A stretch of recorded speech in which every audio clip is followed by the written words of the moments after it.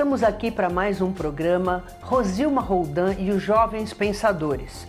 Depois aí de um período de férias merecidos, voltamos com novidades, voltamos com os nossos quadrinhos, que hoje nós temos novidades nos quadrinhos também, com os nossos amigos Mariângela Fortes Veiga, psicóloga, e o Rogério Cláudio, com atividade física, um ano novo, com preocupações e também sugestões de soluções.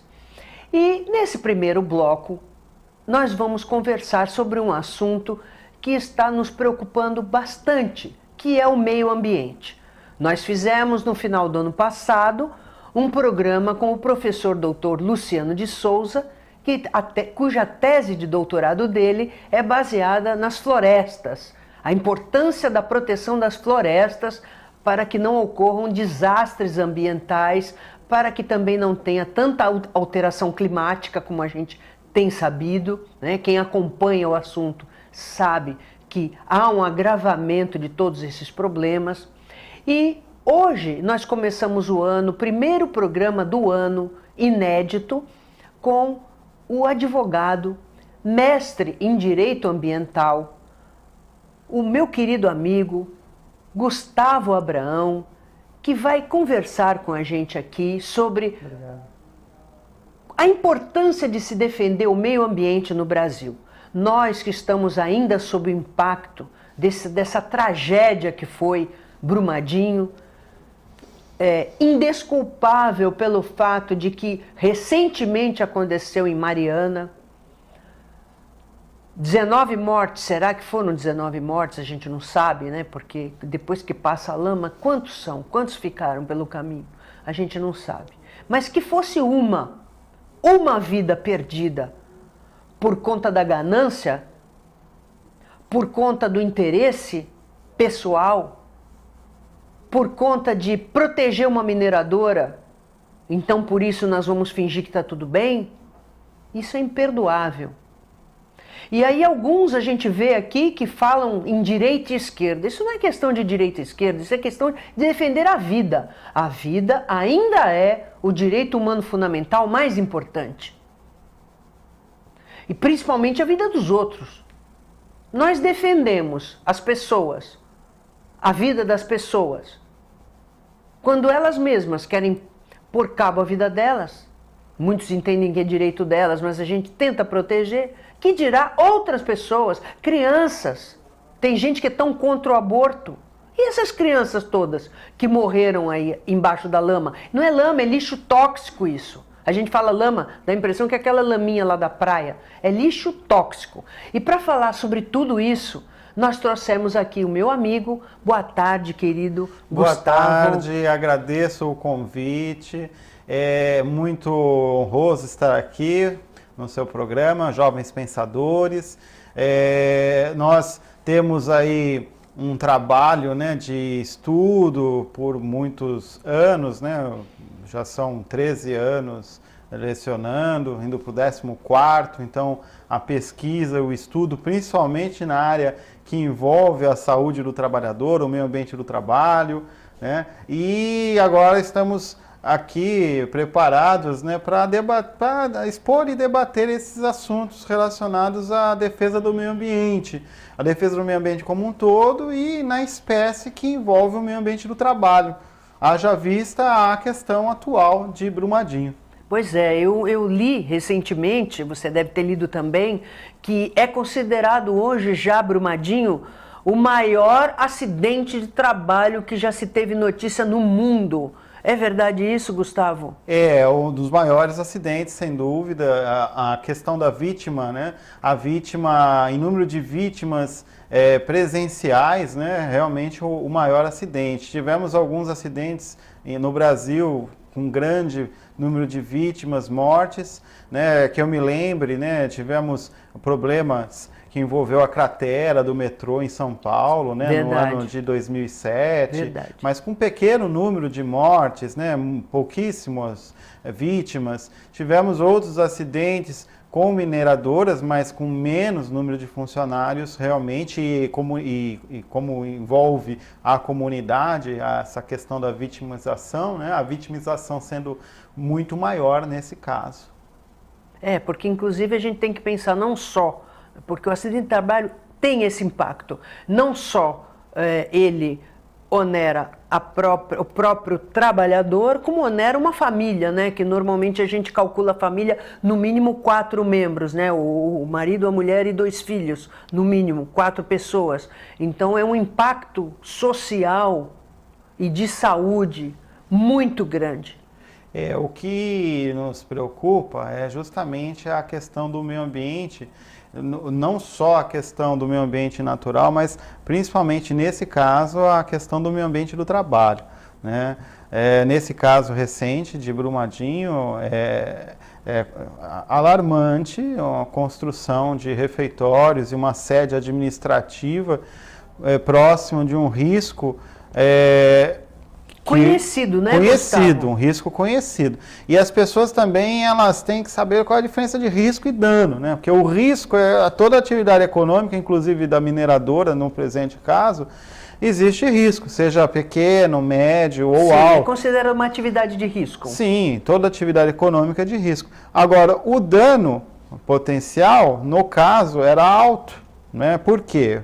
Porque dentro da estrutura, do planejamento que foi construído, né, toda a barragem e também a proximidade, né, dos departamentos da empresa e das comunidades, das zonas rurais, então isso torna-se um potencial pelo tamanho também de número de rejeitos. Nesse caso, né, eram cerca de 3 milhões de rejeitos. Então, a questão dos rejeitos aumenta o potencial. Lembrando que no Brasil, né, nós temos aí, em termos de barragens, mais de 24 mil. Mais de 24 mil. Só em Minas parece que tem 700, me parece, então, né? As 700 barragens são de rejeitos no Brasil. Aí em Minas são 357 barragens. Sendo que dessas 700, que tem o número 700 barragens de rejeitos, 320 barragens não possuem dados atualizados pelos órgãos públicos. Ou seja, não se sabe se está em risco, se não está em risco. Porque existe uma política nacional de segurança de barragens, né? Ela existe desde 2010. E essa política nacional de segurança de barragens, ela possui dados que são fornecidos pelas empresas que, obviamente, contêm um risco à população, à comunidade, aquela atividade econômica. Então, esses dados, eles são enviados pelas próprias empresas. Aí, pelos dados que existem, né, na Agência Nacional de Mineração, nós temos 700 barragens de rejeitos no Brasil, 357, como eu disse, no estado de Minas Gerais. Aí nós temos, desse número de 700, 320, ou seja, quase aí 50%, 45% aproximadamente de barragem que a gente não sabe o potencial, não sabe exatamente dados em concreto de uma possibilidade que possa justamente essa se repetir, tragédia, né? Então, assim, é alarmante, né? A questão não envolve apenas a falta de fiscais, né? Porque, assim, nós temos o direito ambiental. No direito ambiental, nós temos uma legislação ambiental que é construída com bastante especificidades, né? É uma legislação ambiental reconhecida lá fora, pelo mundo. A questão não é a legislação, a questão também não é a falta de fiscalização, e sim a efetividade das normas e o cumprimento das obrigações pelas atividades econômicas das empresas.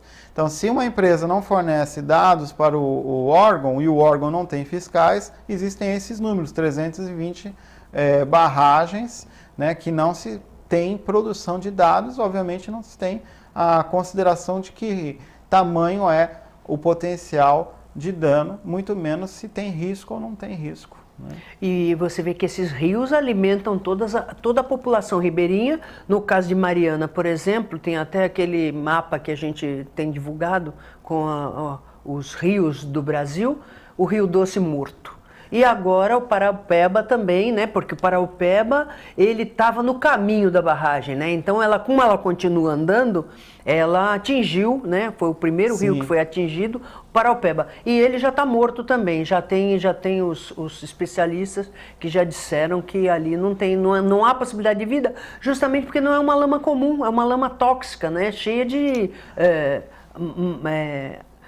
veneno, né? A questão neste caso em específico, é a questão do dano ao ecossistema marinho, né? A questão das culturas, né?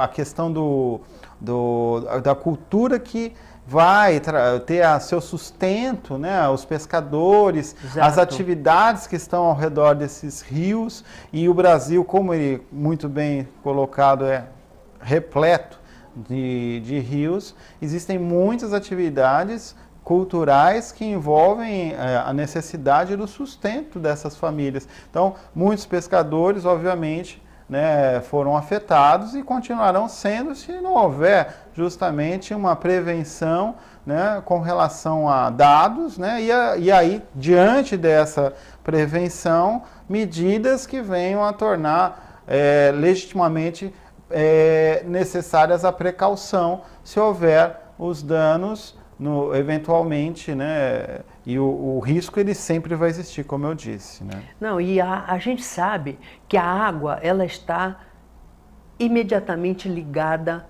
ao progresso, à vida, ao desenvolvimento. Então, se você olhar o mapa do Brasil, a região que menos rio tem é o Nordeste. Então, e a região que mais tem rio é justamente o Sudeste e o Sul. Então você começa, e isso falando no âmbito nacional. No âmbito internacional, nós vemos que os países que têm mais água são os países mais evoluídos. A África, por exemplo, apesar dela ter um grande aquífero subterrâneo, cuja prospecção é muito cara, então não dá para puxar água para cima, na base, né, no solo, não há água. Então não é à toa, não é coincidência que a África seja o continente um dos mais atrasados que nós temos. Então você veja esse impacto, a destruição do rio. Você destrói o rio, as populações ribeirinhas não têm mais o seu sustento. Sim. Provavelmente elas vão migrar para outros lugares para poder sobreviver. Então você transformou aquilo tudo numa região morta. É uma parte do estado, uma parte do país que morreu. Não foi só o animal, as pessoas, o rio, mas a consequência ela vai ser por quantas décadas? É verdade, é sempre bem lembrada essa questão que a água é um direito humano fundamental. A água, temos vários exemplos no mundo, vamos citar, por exemplo, o Mar de Aral, né? O Mar de Aral, ele teve um processo de desertificação. Para quem não sabe onde fica o Mar de Aral, né? Ele fica lá no extremo do Oriente Médio, já mais para a Ásia, né? O Mar de Aral era um dos maiores lagos, né, do mundo, e ele houve dentro de um processo de mudança de ocupação de terra, né, como também no Brasil ocorre, né, essa mudança de ocupação de terra fez com que o Mar de Aral se secasse, porque se fizeram muitas plantações, e aí essas plantações de algodão levaram a um processo onde o efeito das areias, né, eles fossem justamente levadas para o mar, e o mar foi secando. Muito se discute, né, até virou a questão, se tornou mundial, né, a ONU interviu, e o Mar de Aral ele chegou a uma proporção que precisou ser reavaliado, e hoje está, né, se contendo água novamente, aos pouquinhos vem se recuperando. Eu vejo isso e faço um paralelo com o Brasil. Nós temos as várias represas, né, que estão diminuindo a sua quantidade. Vemos bastante a questão da crise hídrica no Brasil, e isso também se compara com vários lugares aqui, né, a questão do Mar de Aral.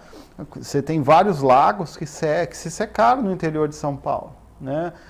Você vai pelo interior de São Paulo, os lagos estão pela metade. A represa está pela metade ou até menos. Então, o processo da falta d'água faz com que, como ela seja a mais importante, é o mais importante bem de consumo que nós temos, faz com que o ser humano mude, justamente como você disse, de localização, de habitação, de trabalho, porque a água é fundamental. Veja, né, muito se comentou agora em janeiro, Guarujá com falta de água, Praia Grande com falta de água, mas são pontos assim, naquele momento, né, janeiro, muito turista, muita gente. Então, assim, em termos de definitividade, né, podemos dizer, a questão de Brumadinho, a questão do Mar de Aral é muito mais preocupante, porque não é por um período que seja de um mês, mas é por um período muito maior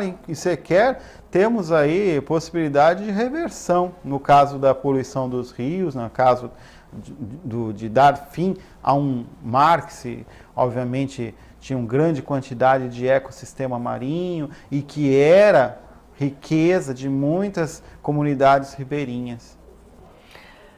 Doutor Gustavo, nós temos aqui 6 minutinhos para você falar agora do curso, né? Nós temos um curso que você é coordenador, inclusive você está até anunciando no nosso programa, com muita honra eu abri espaço, porque eu acho justamente por causa de tudo isso que nós temos conversado, só que quando você fez o anúncio ainda não tinha acontecido essa tragédia de Brumadinho, né? Então ficou mais premente a nossa preocupação, né? Porque não é uma fantasia, é real, né? Verdade. Então eu queria que você falasse nesses últimos minutinhos do primeiro bloco, por que do curso, a importância do curso, por que quem está nos assistindo aqui poderia fazer esse curso, o diferencial para um advogado que poderia fazer um curso de pós-graduação na área de direito ambiental.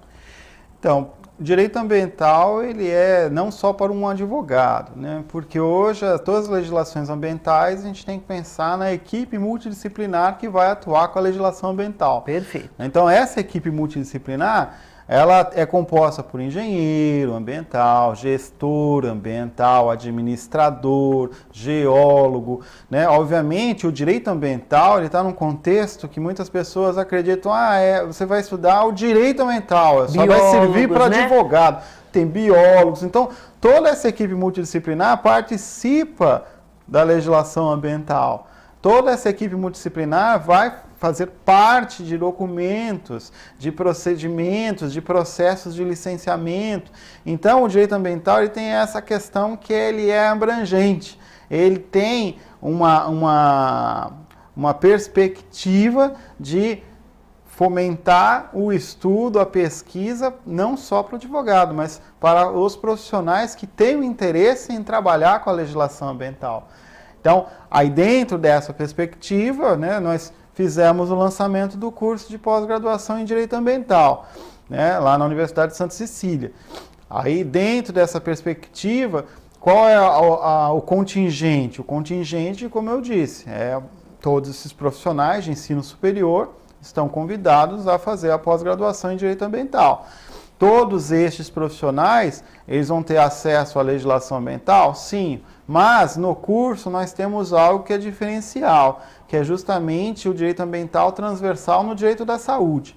Então o curso ele é composto, na verdade, por 4 módulos presenciais e um módulo à distância. Nos 4 módulos presenciais, o futuro aluno, ele vai ter no primeiro módulo o direito ambiental internacional, constitucional, infraconstitucional, vai trabalhar políticas públicas, né? No primeiro módulo. No segundo módulo, ele já vai ter o direito ambiental em suas espécies. Quais são as espécies do direito ambiental? Aí você tem lá o direito ambiental natural, então ele vai ter o Código Florestal, vai ter o direito ambiental das cidades, o direito ambiental do trabalho, o direito ambiental cultural e o direito ambiental portuário. Né, que é uma questão que é bem relevante para a nossa região.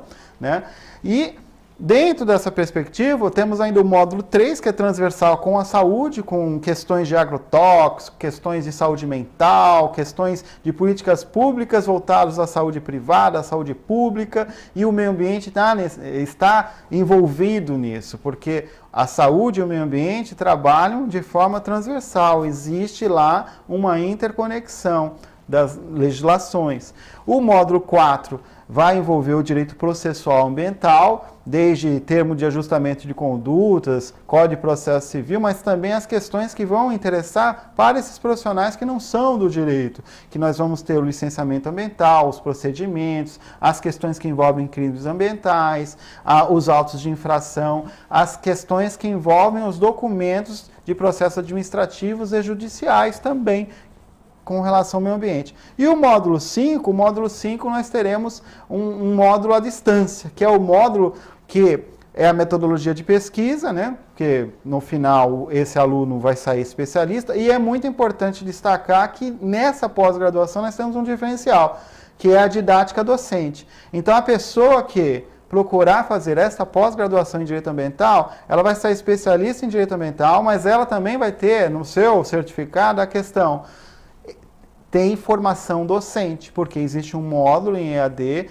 que ele não é obrigado a fazer, mas se ele fizer, o certificado vai constar, especialista em direito ambiental com formação docente. Qual a diferença disso no mercado? Bom, se você fez uma pós-graduação com formação docente, você tem algo a mais para poder trabalhar, que são as aulas. Você está habilitado a poder entrar numa faculdade. Uma graduação hoje, você tem lá um percentual que admite especialistas, tem um percentual que admite mestres e doutores. Então, com esse certificado, o certificado diz formação docente, só que a pessoa não é obrigada a fazer esse módulo de EAD, que é de 60 horas de didática docente. Mas o de metodologia da pesquisa por à distância, né, a questão desse módulo, a pessoa vai ter que fazer, porque no final vai ter que apresentar um trabalho de conclusão de curso.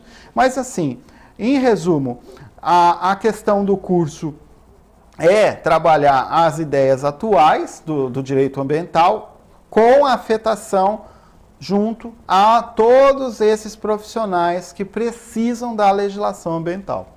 Querido, muito obrigada pela tua presença.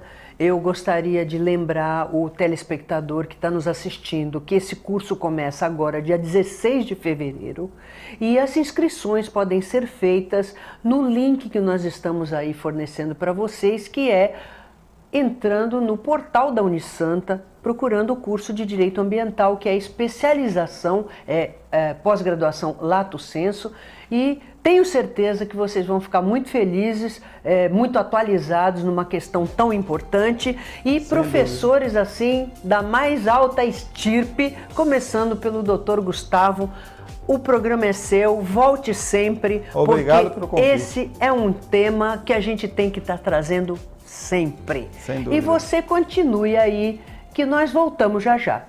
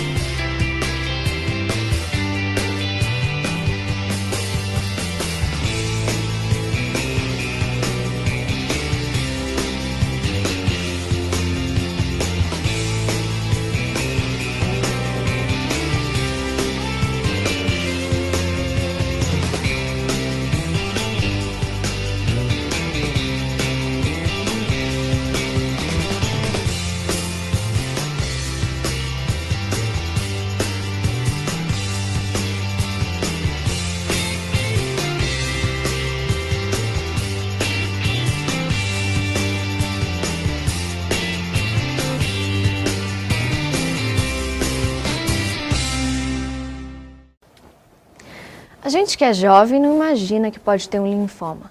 E é entre os jovens que acontece o maior número de casos. Mas eu vim aqui para dar uma boa notícia. Existem 85% de chances de cura se o linfoma for diagnosticado a tempo. Por isso, eu vou dar um toque.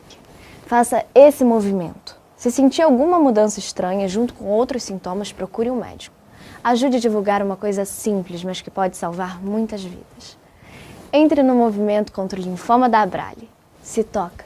Quanto antes você descobrir, melhor.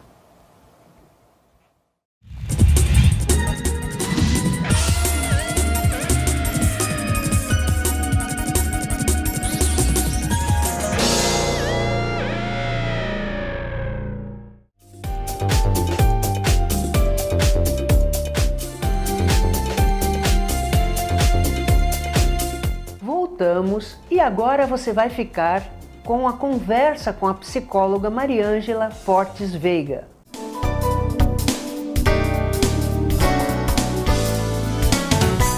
Oi, pessoal, já estava com saudade de vocês por aqui. Eu queria hoje falar com vocês sobre as múltiplas inteligências. Isso é uma teoria que cientificamente já tem até bastante tempo. Mas agora entrou em moda, então eu quero falar hoje sobre a inteligência emocional. O nosso cérebro, o lado emocional que ele trabalha com as emoções, ele trabalha numa velocidade incrivelmente maior que o lado da razão. Aí o que acontece? Na hora de um teretetê, as emoções vêm muito antes que a razão e aí você pode fazer besteira. O ideal é que você, já ouviu inclusive isso muito, conte até 10 antes de dar uma resposta em cima dessa explosão emocional. Para isso, é difícil?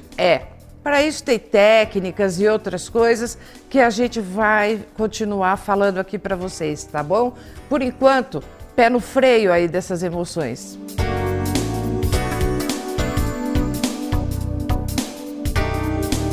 Atividade física e saúde é com o professor Rogério Cláudio.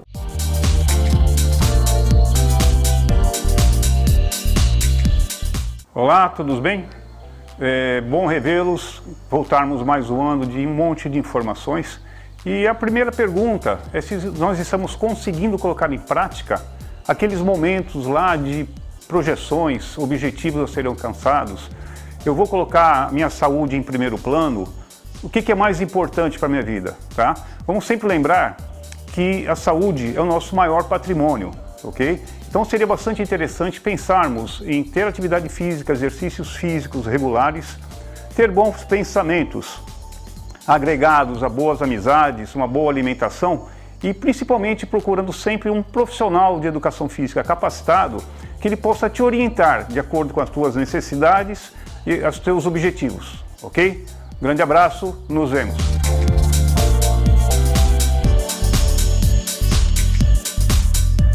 Espero que vocês tenham gostado do programa de hoje.